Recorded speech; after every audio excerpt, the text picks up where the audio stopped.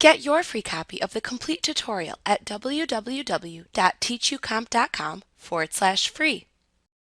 You can use the time/enter single activity timesheet to enter the hours worked by a person, what they did, for which customer job, and optionally how much you paid them to do it for a single day. You can open the Time or Enter Single Activity window by choosing Employees, Enter Time/Enter Single Activity from the menu bar. Within the Time or Enter Single Activity window, select the date for the activity from the Date Calendar Selector field.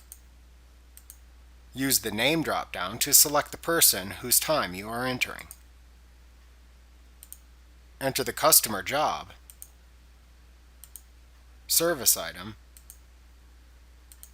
payroll item if you enable your employees to enter hours via the timesheet, WC code, and notes you want to record into the fields of the same names.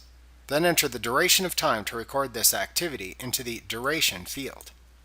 To actively record the time you spend performing an activity, like legal research for example, click the Start button when you begin the activity, the Pause button when you want to pause the time recording, and the Stop button when you have finished the activity to record the actual time you spent performing the activity as an entry within the Duration field. When you are finished entering the time data, click the Save and Close button to save the time and close the window.